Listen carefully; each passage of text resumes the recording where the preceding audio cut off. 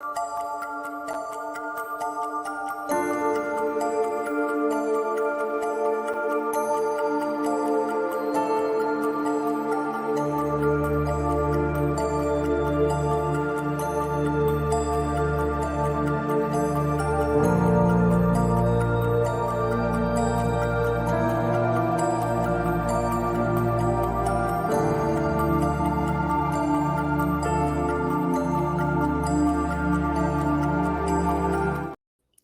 hit your did you get a prompt or something on StreamYard? Because it's not letting me go live. No. Check it again. Hold on.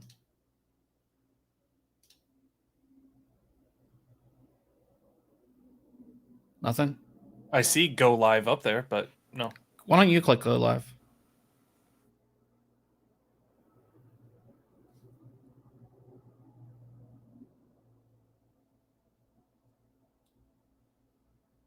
Nothing? Ready to go live. Okay. Go live.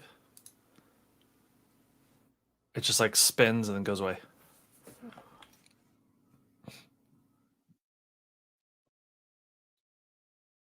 Oh, hey, but...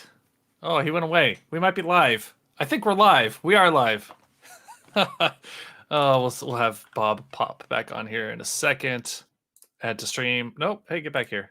It's We're not live. Oh, it is Oh, showing we're me live. Yeah, what we're the live. heck? Dude, it literally Old man says live, and that's also why I do this stuff to monitor here. Yeah. So let me check for That's myself to make sure we're live. You know what I mean?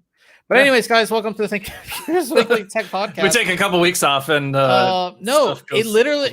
If I would take a screenshot, or like I can, will it break if I share my screen? Maybe. Let's see. I guess we'll find out. Yeah. No more.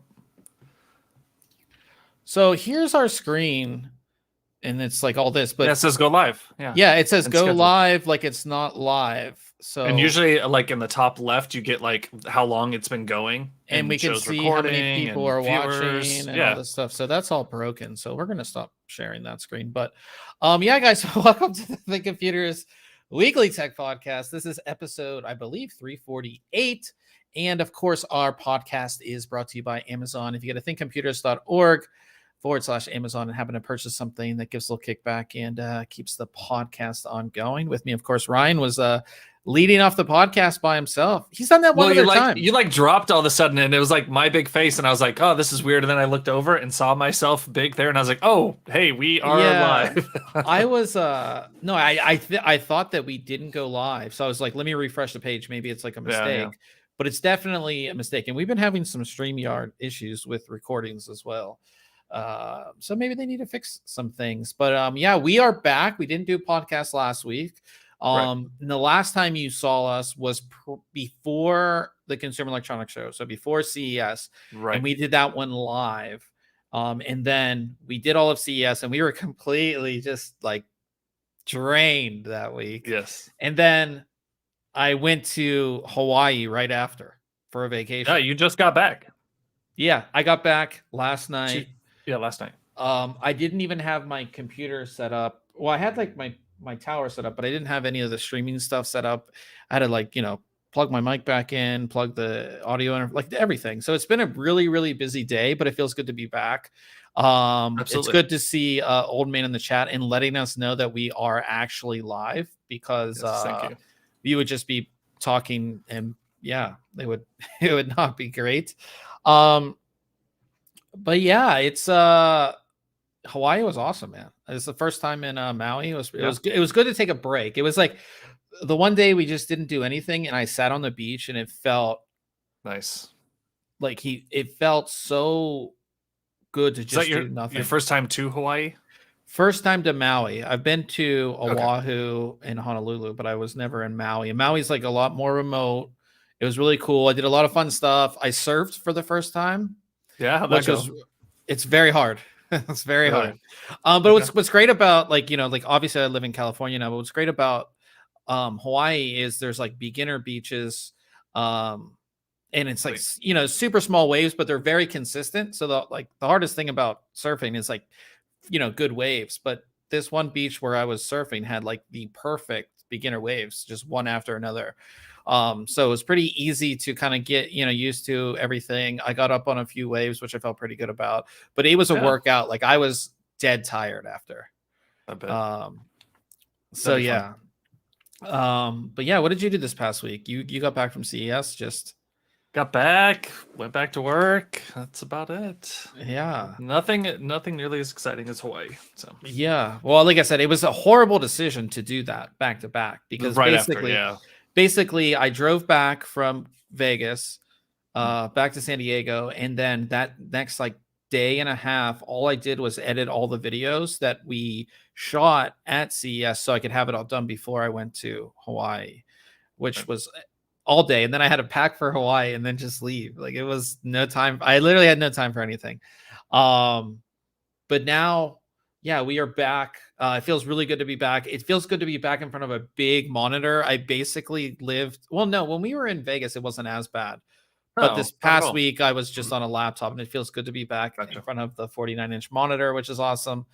And yeah, so we're in this podcast, guys. We're going to wrap up CES. We're going to talk about some of our favorite products. Ryan did do our first review of 2023. Yeah, he has done that. We're going to talk a little bit about some tech news, go over, of course, Case Mod Friday, and then just talk tech with you guys.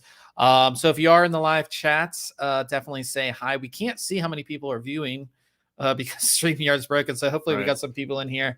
But yeah, if you guys do want to follow along with everything that we're going to be talking about, we do have our show notes page that has everything. And you can kind of, scroll through and see everything that we're going to be talking about this week. So let's just jump into CES stuff. Cool. One, if you are in the live chat, and if you did watch any of our CES 2023 content, did you like the format? So we went with a different format this year. Basically, go to our meetings, record a bunch of B-roll, and then go back to the suite and sort of record it podcast style. I know for audio, it was far better than shooting in the suites, But you don't have to worry about other people being in the suites, right? At the same time, so getting all that background noise, there's just none. Yeah, that and like you're not as nervous because it's just me and you sitting there, and we can pretty easily just like continue to mess up because there's some that we did like a couple takes, and the last night, just like even getting started recording, like took 15 minutes because we were just tired and laughing and couldn't get going. And if we completely mess up, like forget to record it, we can re-record it because there was a couple that we forgot to hit record. Yeah. And we did a whole segment and then we had to redo it. So let us know if you did like that format. I think for live events, that's going to be probably be the thing going forward. It just made it easier for us. And we did the first day we were using like a big camera for all of our B-roll. And then we did switch to just my iPhone just because it was easier to get and easier to do and everything like that. And I think that will be the way we do things kind of going forward. But yeah, favorite products. I would say both you and I had one product that we both really liked this year. And it was from Fantex. It's their new case. It is the NV7. And again, we have a full video on it if you want to check it out. But this case is basically everybody's doing, we saw a lot of it, and we'll talk about another case towards the end of the podcast. Everybody's sort of take on O11 dynamic from Lee and Lee. Yeah. You know what I mean? What did you think about this one? So yeah, first off, it does look very similar to the O11 dynamic, right? With just that front glass corner fish tank look. I think I've always been a fan of Fantex cases. I think though that they've done some amazing things with this. Like everything is done right. There were so many new things that we saw on this case that was just like, wow, how has nobody done this before?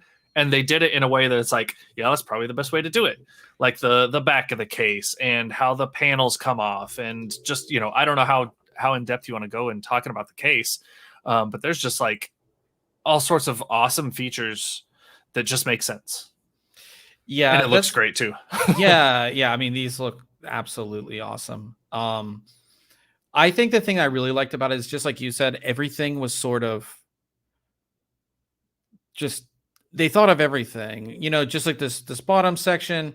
You can see in this case that the fans are at an angle for a little bit better airflow. In this case, they're flat. You know what I mean? You have tons of room for water cooling here, and the largest graphics cards. Like, this is the largest graphics card you can really buy right now. It's the and RTX. They are huge. Yeah, They're RTX absolutely enormous. 4090 Strix from Asus. I mean, that fits in there no problem. I love how the motherboard section is wrapped in this RGB lighting. And that lighting can be adjusted, right? Those are little panels that come off. So if you have like an EATX motherboard, the one on the side of it can kind of flip around and give you better access for the motherboard. I mean, it was just very cool how everything fit together and looked like it was very carefully thought out. Yeah, everything in here was just looked really, really good. Yeah, it's and even like there's like some USB, like your connectivity on the front. You can actually move this to the back as well. Like, there's just so many things in this case that I really liked, that Ryan I think really liked and appreciated, being the water cooling guy as well. The power supply, 24 pin. There's a routing section on the back side of the case where you can route that power supply cable for your motherboard. To make it easier. Yeah, I love that back door and the cable routing for like your USB and network and video cards and video cables. Everything just makes sense with this case. Yeah, it's very affordable in my opinion too. Yeah, it's like I think it was like 219. 219 with no fans. And it's a big case too, so it's going to support everything as far as motherboards as well. And again, it's just a show-off piece, and again, available in black and the white. Of course, I'm a fan of the white. I love white cases. But yeah, this was probably, I think, out of all the cases that we saw, this one was definitely my favorite, I would say. We saw the Y40 from Height, right, which is this kind of the successor to the Y60. It's a cool case. I just like this one better. There were some other unique cases that we saw, and I don't know if that's what your our next article is, but no, it's actually the second part of the other piece. Okay. Yeah. But yeah, I think out of all the cases, the Fantex NV7 was my favorite. So yeah, guys, check out the video if you haven't seen it. We talk about it in depth while we were at CES, and I want to get one of these really bad. Although I think Ryan should get one of these to do a new water cooling build, and I think it's so big. I keep talking about doing a smaller build, and there are a lot of big cases. Like there was also that Asus huge Asus case that we saw, right? And old man says, if they keep going with all these clear panels, we're gonna end up with those plexiglass cases again, right? Which is true. Yeah, I had one of those cases actually. Years and years. Was yours clear, or did you have like the neon yellow or neon green colored? I had the DFI LAN party motherboard in there and everything, man. It was cold cathode. I'll find pictures and we'll post it on social. That's funny. Yeah, I have the pictures of it, but yeah. So that was one of the products that Ryan and I both really like. Now, talking about me, and I always say that I'm super fast storage guy. Yeah, I always say that. And AData had a USB 4 portable SSD, the only one we saw. We didn't necessarily search out all of these, but out of all the meetings that we had, at least that we saw, nobody else had a USB 4 SSD. So this was their SE920. Again, USB 4. They had it running too. It wasn't just sitting there, which was really cool to see, and we could see the actual speeds here.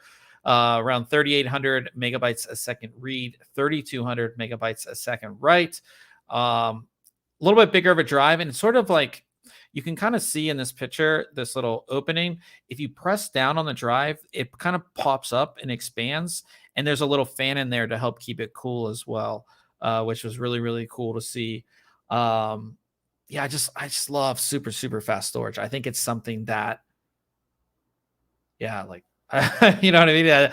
I think I'm just super, super pumped on the super fast storage. Yeah, I like seeing those specs, right? And the fact that they had it running live, it clicks out so nicely too, and like kicks that fan on. It's so you've got that active cooling, keep that cool, because that's one thing that we heard was a lot of these Gen 5 drives are just gonna be they're a little warm. Yeah, so it was cool to see that. And again, the only one that we really saw, there might have been other ones at the show, but that's the only one that we That we saw, saw. yeah. Also, Ryan was talking about CyberPower and their really cool case, but I was actually one of my favorite things that I saw from CyberPower actually was not this case that we do have a video on. You guys can check it out as well. Case that I've seen for a few years now, and they're finally making it.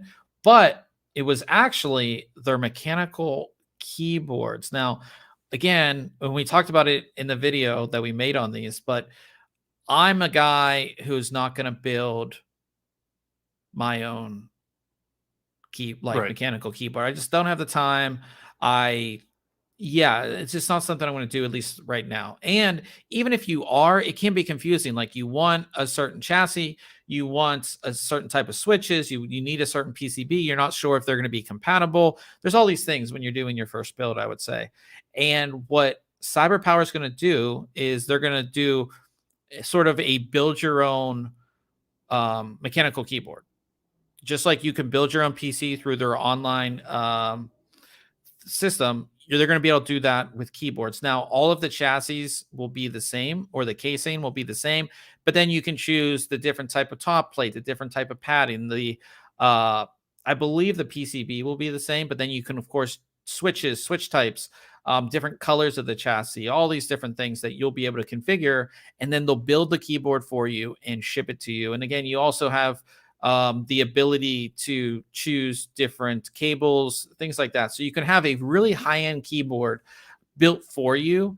And again, I think they had 9 different switch options, lots of stuff that you can really configure. And I really like this because, to my knowledge, I mean, there might be somebody that's building ones, or like a company that makes all these different products, like all the different parts. You might be able to get like you might be able to buy a pre-built from them, but I don't know if there's a service where you can pick the different parts, it gets built for you and then shipped to you. You know what I mean? Yeah. So I thought that was super cool. I'm excited for this. This is going to be their CK60. The keyboard will be anywhere from the $220 to $250 range. But I think it's gonna be cool, and I'm probably gonna order one. It was so hefty too. Like, it was a solid keyboard. They had a bunch of not mock-ups, like versions of it, right? That with like different color schemes and switch types and keycaps. Man, some of them were like just decked out and really awesome. We have some in the video. I don't want to keep on trying to scroll through, but we do have some in the video as well. You can kind of see the different parts of the keyboard, and I think I have. Here we go. So you can see some of the different ones that you'll be able to get, and you can see the different keycap options. I love that second one. That turquoise to gray fade is awesome. Yeah, all the different versions of the keyboard that you can do, and I really like it. Like I said, so many possibilities when you customize this yourself. You know what I mean? Yep. So yeah, like I said, we'll let you know when this becomes available on their website. But I think it's something that's really, really cool in my opinion. So that was another one of my favorite things. And those were my 3: the NV7, the USB 4, and then yours was Asus. You like what specifically did you like from Asus? So what I liked was their, and I forget the name of it now, the Harp Ace Aim Lab Edition mouse. Super lightweight. Now, the crazy thing about this is it's wireless, and it weighs less than like a lot of wired lightweight mice. I'm just super excited to, I've been a lightweight mouse person for quite a while. You kind of jumped on board with that a couple years ago. It's just, I want to try another new lightweight mouse, right? And I currently use a HyperX Pulsefire Haste. It's a wired mouse, lightweight. I want to try a wireless one, and this seems like an amazing option to give a shot. It comes, you can see there in the image, with the optional grip pads on the left and right mouse buttons, and the thumb and pinky grip areas. You can obviously choose to put those on or not, but I was just blown away with how lightweight this mouse was. It also has a 36K DPI sensor, which is like insane. Let's see here, pre-band mouse button switches as well for 70 million activations. They just like have gone about Insane. this in exactly the right way, right? It's going to have multiple connectivity options, of course, 2.4 gigahertz, Bluetooth and wireless. And then they also had it'll give you access to the AIM Labs setting optimizer, which I hadn't ever heard of. I hadn't really looked into it all, but it's kind of like a mouse trainer, and it will make the correct settings for you. You kind of like go through these tutorials, right? Like maybe a sniping tutorial and a quick motion tutorial and aiming and things like that. And it's going to adjust mouse settings ever so slightly to adjust for, you know, your nuances and your type of motion to make it the most precise mouse for you. So I thought that was really cool as well. Yeah. I thought, like, when we picked this mouse up, it was super, super light. Just, and again, I'm a super lightweight mouse person, so I thought this was just excellent. And the fact that it ties into AIM Lab, anybody trying to get better at games or at least first person shooters, I believe, should, you know, if you want to use AIM Lab, basically, again, like Ryan said, you run through tutorials and it downloads all the settings to your mouse itself. You don't have to go in and like, oh, what does AIM Lab tell me? Okay, I'll change that here. I'll do that here. It does it all for you, which is really cool. So do we know when that's going to be available? It's shipped. It's January. It should be shipping now. It's priced at $150, which you might think is a lot, but there's a lot in this mouse. They basically wanted to create the best lightweight gaming wireless mouse, and this is They also had a really cool keyboard as well. If you just scroll up, I'm not going to talk about it, but you know, it's their version again of a custom mechanical keyboard. It's got a nice little screen up in the top right with a little knob and adjustments you can make. We saw this thing torn apart, got some really good information on it. It looks like an amazing keyboard as well. Yeah, and that's the ROG Azoth. Again, we have a video on everything that we saw when it comes to gaming stuff at Asus, so you guys can check that out. It is in the article there. And then Ryan's final thing is HyperX. Yes, which we saw some interesting things there. I'm gonna go again with another mouse. Like, these were the two things I was excited about, which kind of, I don't know, maybe we'll talk about this after our favorite things, but the overall feeling of CES this year, I have some thoughts on. But I was, again, excited to see a newer version of my current mouse that I use. Like I said, the Pulsefire Haste. This is the Pulsefire Haste 2, available in both a wired and wireless version. They have, as you can see in the picture there, closed up the top of the mouse. So the current Haste, which my cable's not in a spot where I can show you, but it's one of those mice that has the cutouts right in the plastic for weight savings. They don't do that on the Haste 2. So, you know, you're not going to worry about dust and pet hair and all that stuff getting inside of your mouse, right? And maybe interfering with buttons or the sensor or anything like that. So just, again, another super lightweight mouse that I'm excited to try out because I've really enjoyed using the Pulsefire Haste. And yeah, again, it'll come with, you know, just like the Haste did, just like that Asus mouse is going to, the grips that you can add on if you like or don't like, adjustable or not adjustable, but replaceable skids and skis for the bottom of the mouse. Just another mouse I'm excited to take a look at. Nice. Yeah, we saw it, picked it up, super, super light. Will be available in both wireless and wired versions, black and white. Black and white. Yeah, and again, we have a video talking about it as well. So check that out there. And that was like, is there anything else at CES that you saw that like really blew you away? I know we already like the Samsung monitors are always great. We have videos on those as well. That's what I was gonna say. I was like, in years past, it's felt like there's always been that thing where you're like, wow, that was amazing. We're excited to see that. This year, I just felt like maybe things were not quite picked back up 100%. A lot of the folks we talked with didn't have a lot to show, to be honest. Now, in some instances, there were, right? Asus had a lot of stuff that they showed us. Cooler Master, we looked at a ton of things. Cooler Master had so much stuff. Oh my gosh, they had a ton. You know, but a lot of them just didn't have a lot for whatever reason, right? Who knows what that reasoning was. So I felt like this year's just overall trip and experience was I don't know, less exciting than years past, which is why I ended up with 2 mice as my favorite items here, right? Even though we just came off of a 4070 Ti launch at CES, it wasn't I wasn't excited to see those. Yeah, if that makes sense. yeah, no, I mean, I thought there were a couple cool things, but yeah, it's kind of like the things that we expected. A lot of the stuff we got briefed on before CS anyway, so I kind of Right. wasn't excited when I saw it because I was briefed on it. And I think when it comes to the specific PC hardware, we're just seeing a lot of refinement in a lot of products, which is fine. And again, I think this year was like the first year that a lot of companies are kind of coming back, and even a lot of companies weren't there.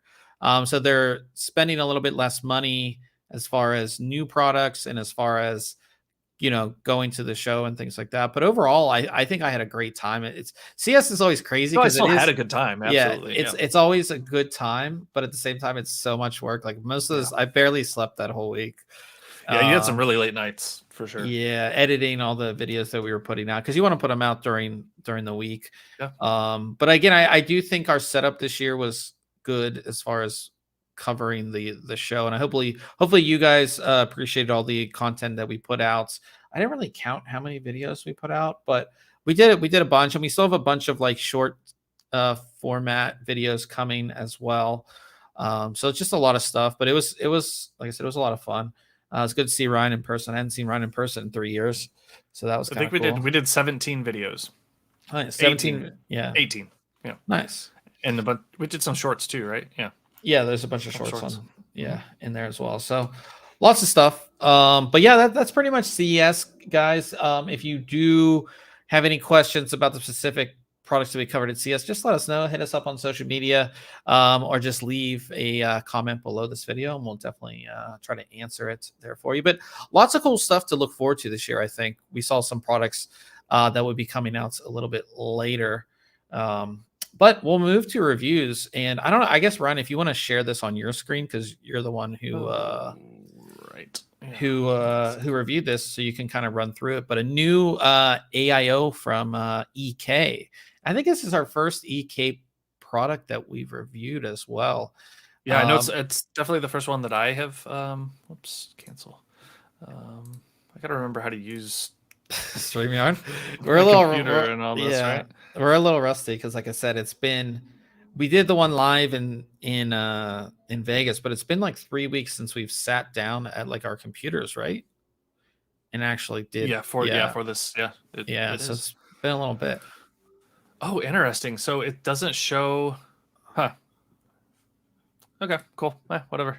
I'm just saying it doesn't show my my bar at the top, right? It's just the window itself. Yeah.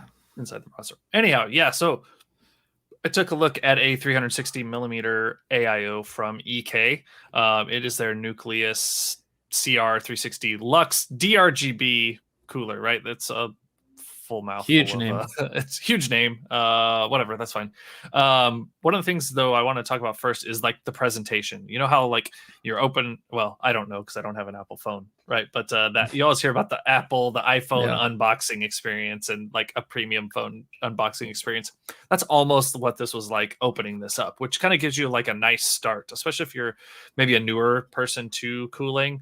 And I'll talk about that here in a second. But everything like was in its place and nicely stored, right? The foam here that was used on this is a little different than some others. A lot of times you'll just get like a cardboard box that's kind of molded, but just this looks a little nicer and presents a little better. But what was really awesome was the accessories box that came with this cooler. So included in this box are, in this little orange pamphlet here, all your instructions for installation, but then you have all your various mounting hardware for Intel and AMD kind of in their little slots held in place.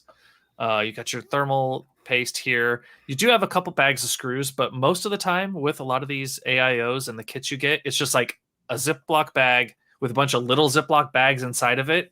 That's just like you gotta dig through and find them. It was just a better presentation overall. I always love when case manufacturers do this as well. Certain high-end cases that I reviewed have something very similar to this, or even like a little box that's organized. Right. The Fantex G500A that I recently reviewed came with I think that was the case that had it. One of the recent cases I reviewed had a little box that you'd open and all the screws were organized. It makes the unboxing experience so much better, I'd say. Yeah, absolutely. So in most instances, this is a pretty standard AiO, right? It's not crazy. It's an all black unit here, but there are a couple features that you may not notice here in this picture if you're not used to taking a look at all-in-one coolers all the time. But I'm going to point out two of them just real quick. The first one is this box that's kind of around where the tubes come out of the radiator. I'll touch on that in a second. And then these nice aluminum strips on the side of the radiator to just give it a little nicer, higher end look. Again, like EK, you kind of going to pay that EK tax, I guess I'll call it. You pay the Apple tax, right, for the nicer fit and finish. You pay the EK tax. You pay the Corsair, right? It felt very much like that. A very, very good product overall. But yeah, so here's like a shot of how these aluminum strips on the side are attached, with a nice Allen head screw that's sunk in, just gives it a really nice fit and finish. You could probably remove those and maybe and swap them possibly out, like swap them or engrave them, things like that. Exactly. Nice. And then we've got this end cap to the radiator, which most radiators will like just kind of continue on lengthwise to the end, but we've got this larger rectangle here with a nice EK logo on it. And what that does is kind of hides your standard fittings that you'll typically see on an AiO, usually underneath here, and they're going to be there under here anyways, but they're just hidden by this shroud, is just like some crimped connections most of the time to connect your tubes to the radiator. They're not ugly, and most companies kind of put like a cap or a cover on them to make them look nice. But what I really like about this is once you have this height here, when you put your fans on, the fans line up with the size of this radiator. So it's all just one smooth rectangular shape. Just kind of that attention to detail and idea there that kind of sets this apart from other radiators and AiOs. This is kind of a top-down look at the pump housing itself. It's just a circular lighting design. It does have addressable RGB lighting in it. This isn't an LCD screen, but they do offer a version of this cooler with an LCD screen if you want to go that route. But the cool thing is this cover just kind of pops off and is held on by magnets. So I love this. I love that. Yeah, you can orient this in 90-degree increments. So like if you, for some reason, are running a different layout on the interior of your case, this can adjust to kind of look correct and doesn't look like you've got the cooler in there upside down or anything like that. And I've accidentally installed like a cooler, and then I looked at it, I was like, the logo's backwards or whatever, wrong. And then I just like left it. Sometimes I was just like, I don't want to redo this. But that solves the problem, though. You know what I mean? Yeah, absolutely. So makes it quick and easy to make the change. And then they've again just kind of continued on that brushed aluminum look and polished edge here on the connections at the pump housing as well. Those swivel connections, they've made some adjustments. They used to have a stacked design, but they've gone to a side-by-side design so that you can swivel them a little easier and get a little better installation. I love that than some other designs. Pre-applied thermal paste is always nice, but they do include another syringe in there for future installs. And then this kit comes with the EK FPT fans. Again, they're ARGB or D-RGB fans, so you've got custom lighting in there. The really nice thing about these is, and we've seen this a lot with fans in the last 6 months or so, is they kind of daisy chain together with each other, so you don't have all this extra cable mess. All of your lighting and power for the fan is connected in one little connection here, so you can daisy chain those fans together, and then you use a add-on or a clip-on cable that separates out your fan power and the lighting to connect to your motherboard or lighting controller. So that just cleans things up, which I'll show you here in a second on the installation piece. But this kind of gives you a shot of what I was talking about in this area here, where you have the fans that line up just right with the end cap on this radiator to make it look really nice. As you can see, there's like no cabling shown here. And that's because that's really all the cabling mess you're going to have with this. Usually it's just like a bundle of like spaghetti there you're trying to pull through, and then you're like, all right, which fan was this, right? Like which light goes to which fan, which cable goes to which fan. None of that here with this, which is really nice. Tossed on some AM4 mounting hardware. Installation's super easy. The instructions are very easy to follow. No issues with that. And then, yeah, you've got the cooler popped on there. Performance-wise, this kind of sat in the middle of our test results in both idle and load instances, right? So it wasn't the coolest running AiO, but it wasn't the hottest, and that goes for load and idle temperatures. With that, those fans and the pump are PWM controlled. You can obviously also adjust them to your liking if you wanted to. So no software in your software. No software required. Absolutely, and that is one thing that I kind of dinged this for. Not software wise, but there's no integrated like lighting controller. So if you don't plug the lighting connection into a controller or your motherboard, it won't light up.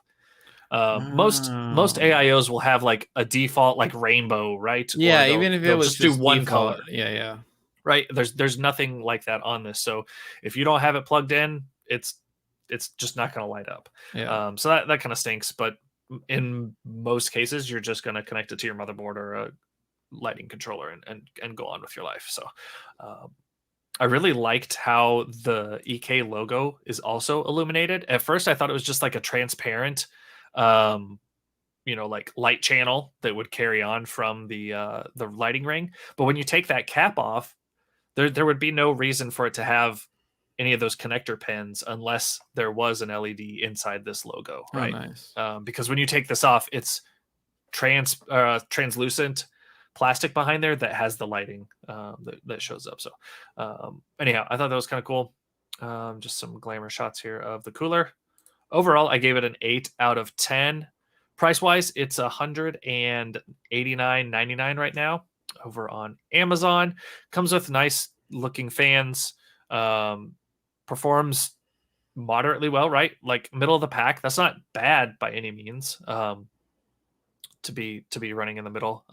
Yeah, good aesthetic and user experience. Again, that unboxing, installation, fit and finish goes a long way. Like if you're a new user, or just someone that's maybe swapping out components, it's nice to have just a good quality experience. It's got the custom lighting, reduced cable mess with those daisy chained fans. Overall, happy with this product. Yeah, nice. Definitely worth checking out. It was cool to see our first EK product, right? Like you said, I don't know that we'd have ever taken a look at an EK cooler or anything like that. I've had like a SN750 SSD that had the EK heatsink on it. That's about as close as I've gotten. Nice. So you feel like EK lives up to the hype as far as the fit and finish and all that? Yeah, I think so. I'd be interested to see some of their other components at some point, but I had no issues. Everything seemed to live up to that hype. They're probably the top name in, or at least most popular, well-known name in custom water cooling. Not so much in the AIOs because that's kind of something a little newer for them. Mm-hmm. But yeah, they lived up to their expectations. Nice. We'll definitely check out that review. Ryan worked really hard on that while I was in Hawaii. So hang on. Old man asked if there's a difference between AM4 and AM5 water block size and mounting bracket. Most of the time you're just going to use the same bracket. It's got spacing holes for AMD or Intel. Now they are different brackets for AMD and Intel, but the sizing or the spacing between AM4 and AM5 holes on the motherboard are very close. So a lot of times newer products are going to come with that adapter, or older products sometimes they'll have an adapter plate. AM4 and AM5 are the same size. Size wise. You're correct. Sorry. So you won't, for AM4 and AM5, like if you had an old AM4 CPU cooler, it's going to work on AM5. Sorry, AM3 has the smaller. Yeah. So yeah, you won't need any type of adapter or anything like that. And block size, yeah, they're the same size. Yeah, and if for some reason there is a discrepancy in the mounting for some, there shouldn't be, but the cooler manufacturer will let you know if it's compatible with the newer, and a lot of times we've seen it with Intel as well. Like the cooler manufacturer typically provides an adapter kit for free. Like we went from LGA 1200 to 1700. Like there was adapters like Noctua, for all their coolers, they provided an adapter for free. But for AM4 to AM5, there shouldn't be an issue. I haven't seen a cooler that works for AM4 that doesn't work for AM5. Yeah, sorry, I was misspeaking. Yeah, I meant the older connections there. It's all right. It's our first podcast back. We're a little rusty. We're a little rusty here. I'm like half asleep. It's just first I got back at like I said, I got back in late last night and was just trying to get everything rolling here. But talking about water cooling, and I believe there's EK parts in this. I could be mistaken. There's not. But we're gonna get a Case on Friday, of course, which is where we feature a build or mod that is in a community. And just by looking at this, I wish I could cover it up. Like I'm going like this to try to cover up the name, but you see it now. But like, who do you think built this one? I don't know. I haven't looked. Okay. Yeah, I see it now, but yeah, I don't know if I would have guessed it. It's his style. This is from Snef Computer Design. This is the Yule Beast Atlas 2, which is a great case, and it's his kind of take on it with some amazing water cooling. I love this bottom channel right here with I guess that's reservoir or just channeling, but it's big and you can like actually see it. And I'm guessing that this button is the power button for the system. I was gonna say, yeah, it looks like the power button at the bottom. Yeah, green design here. The new Lian Li fans. I guess this is Bits Power. Which those fans do look good. I mean, you've got them on your build. No, these are the new. Those are even newer. Okay. Yeah, those are the newer ones. So the older ones just had some lighting here. This is actually the mirror. Yeah, the infinity windows in these, which look really, really good on this build. But yeah, just some great lines, great color, amazing case to do the build in anyways. It has the Maximus Apex board that we saw a lot at CES. At CES, a lot of companies were showing off their super fast DDR5 with this board. This is one of the few boards that will actually work with a lot of like DDR5 8000 and stuff like that. But yeah, see how they have the top with the distro plate and the bottom, which I think is really cool on this one. You can see the top there. How cool is that? And then the bottom, very cool, right there as well. So pretty, like I said, pretty awesome build. Again, I'm always like, I want this. And I believe they used, is this the Galax card? What card did he use in here? Let's see. It's a white PCB. Yeah, it's the 3090 Ti, the Galax Hall of Fame. So pretty cool. And you can see, yeah, just looks super, super nice. Go ahead and check this one out. Again, this is from Snef Computer Design. We featured a lot of his builds over the past year, so check this one out. And of course, if you want to see some more builds, you just go to the Case Mod Friday section on the website, and there is a ton, currently 54 pages worth of stuff that you can check out. So if you want to get interested in doing custom builds or seeing what can be done with PC parts, go ahead and check that out. And then we will go to news, and we're not going to do a ton of news because we spent half of the podcast kind of wrapping up CES, but some of the bigger news stories since CES time. The first one is Intel did officially launch their Core i9-13900KS, $699. It's $110 premium over the Core i9-13900K. Again, this is the KS, which is pre-binned, will boost up to 6 gigahertz without any overclocking. Now that's only on one core, I believe. Do you get excited for these special edition CPUs anymore? Or is it just like, okay, Not necessarily. Like I'm excited in like I like seeing benchmarks broken, right? I like seeing high-end overclockers do their thing with these parts. But for the average person, like I don't know that extra price premium over just the standard K model really makes it worth it. Yeah. So yeah, like I said, yeah, I get excited about records being broken and high-end cooling to break records, but past that, not really. Yeah.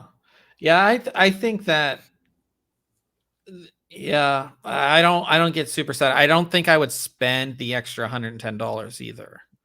If I But was at the same time, like $700 price point doesn't seem crazy.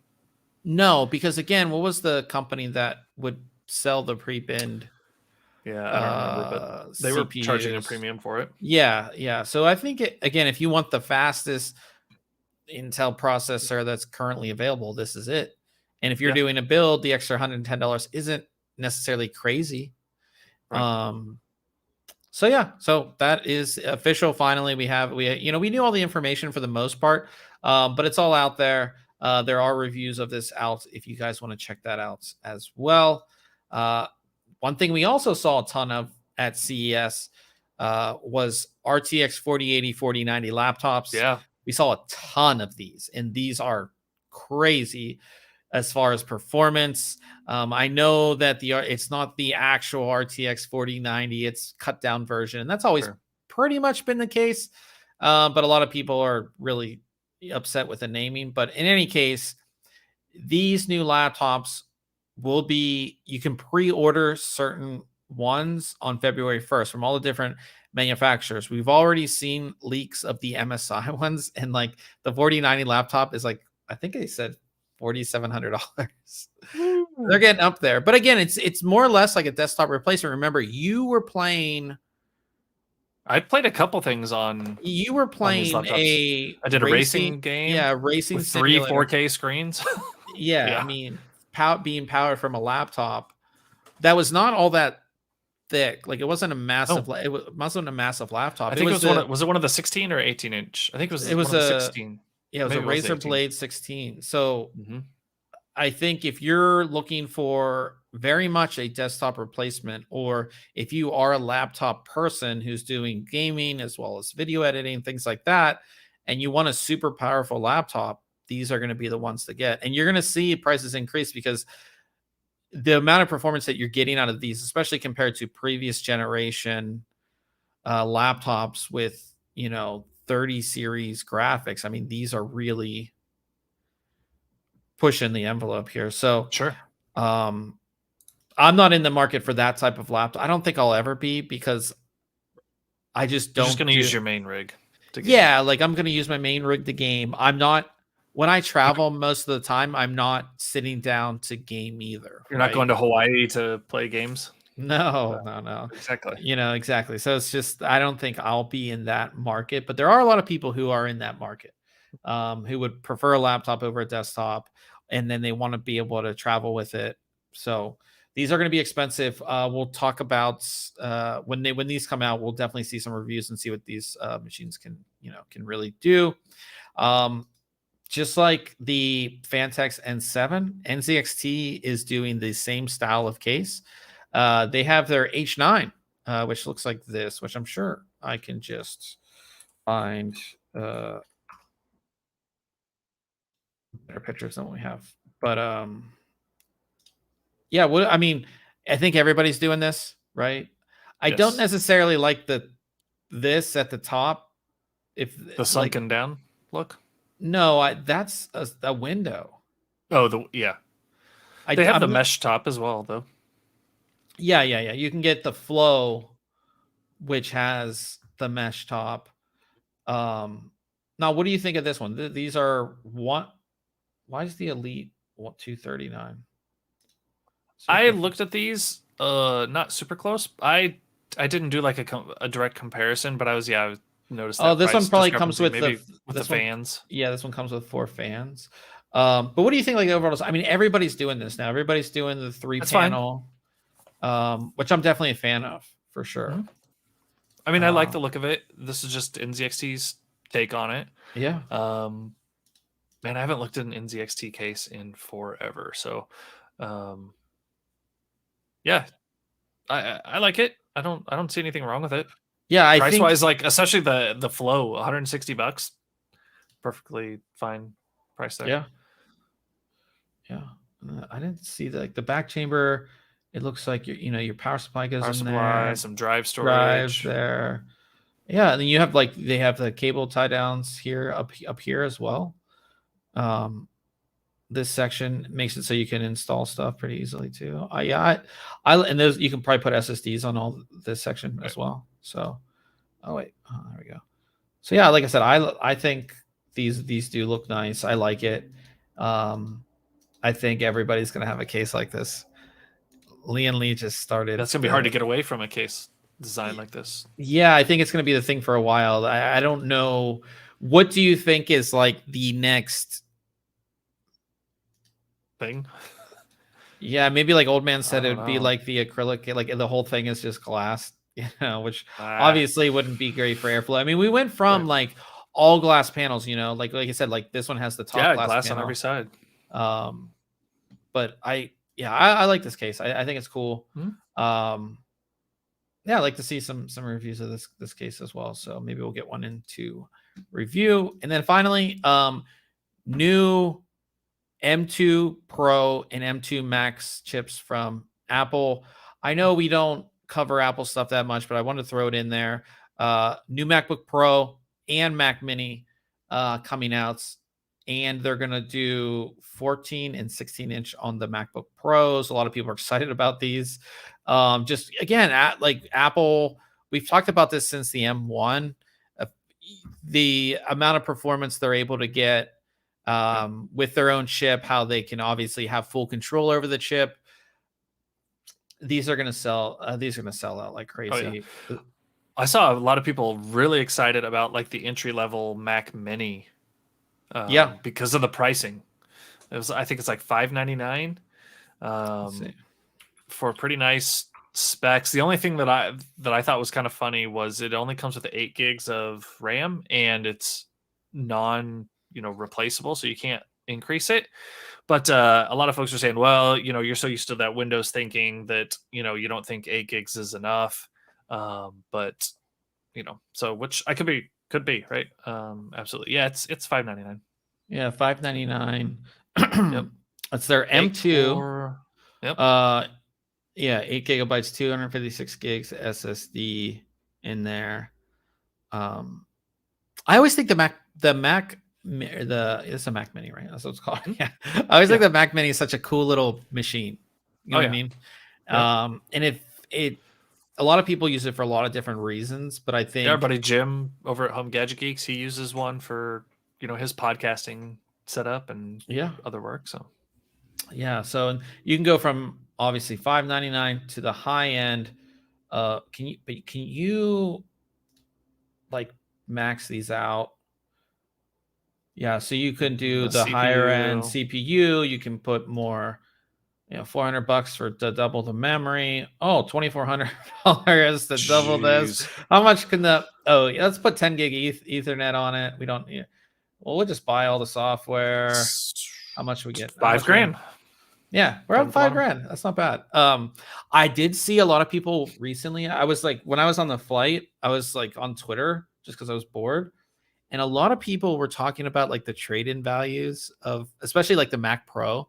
Like somebody was like, yeah, last year I bought a Mac Pro for $57,000. I completely maxed out. And they're like, yeah, I went like to like, I guess you can go on Apple and like see the trade-in value. Guess how much it was worth? I don't even want to know. Just like $3,000 or something. $970. Oh my God.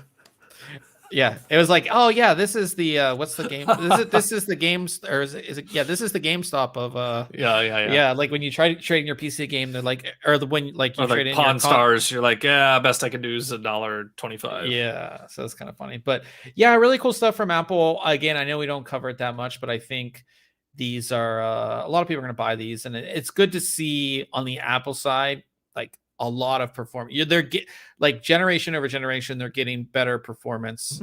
And they're pushing the envelope because a lot of people that I know that are PC users, like user PC, but then their laptop's a Mac. A lot of people I know. And I think that Apple pushing the envelope when it comes to not only just the laptops, but everything else makes it so other manufacturers of, say, laptops and other devices, they have to kind of compete as well. So I really like that. Right. But yeah, like I said, there are reviews of these. I believe they were announced yesterday or today. So there'll be some, some reviews out there if you guys are interested in that as well. And then coming next week, so I'll be taking a look at another mechanical keyboard. This is the Black AiO 83. This one looks pretty cool. Yeah, I have it right here. I have. I'll turn it on because it has these sort of like smoked keys, right? Yeah, like clear black keys. So let me make myself large here. So it has these clear black keys that you can kind of see, and it definitely picks up fingerprints because everything on it is like reflective. You can kind of see all that. But if I turn it on, you can kind of see it does look pretty cool. Nice. You need to turn it on. But yeah, it's a 83 key keyboard, wireless. You can use it wired. A lot of different things about this, but it feels really good. So I will have that for you guys next week here. And then I will also have some DDR5. So Sabrent, who we know for, mainly in our case, SSDs and portable SSDs, they actually make a kind of default DDR5 module. So this is the Rocket DDR5, 4800 megahertz, and you can buy them in single DIMMs. So they sent us two 16 gig single DIMMs. Yeah, and it runs at the JEDEC speed for 4800 megahertz. So super simple. And what's really interesting is like all the JEDEC modules, like they don't have any heat spreader. This is actually, if it pops up, this is actually a sticker. It's all it is a sticker. Oh, so it's not even nice. Yeah, but it's going to look better than like seeing the actual chips. Yeah. So they have that in there. So I'll be taking a look at that next week here as well. So cool. So yeah. And that is going to wrap things up. Sorry for the weird start. I don't know how we're going to end this because I there's no button to end the stream. Oh yeah. which is gonna be incredibly interesting because even if you leave the stream and come back, it's still going. So we're gonna see how we can end the stream. Yeah, and we don't have recordings either because I clicked over to recording. It says recording hasn't started. Yeah, so not sure how to do that. But yeah, thanks guys for coming out. Again, it's a little janky because again, StreamYard just decided to not want. I didn't think we were live. It still says we're not live, but apparently we are live. And thanks for Old Man, who is typically always here. Yeah, it's good to see him as well. So. I saw him. It was funny. I saw him in a comment on another YouTube video, like unrelated to ours and not mine, and saw him commenting on a comic video. Today, so it's funny. Very cool. So thanks everybody for coming out. We're gonna try to end this. I guess Ryan, we should just both leave. Yeah, just drop right out of the stream. I'll keep an eye on it, see if it because I'll do that as well. But we are going to be gaming after this as well. So if you guys want to check out the gaming stream, twitch.tv/ThinkComputers, back to Apex. I haven't played games in what seems like forever. So super excited about that. Again, twitch.tv/ThinkComputers. And we will see everybody next week.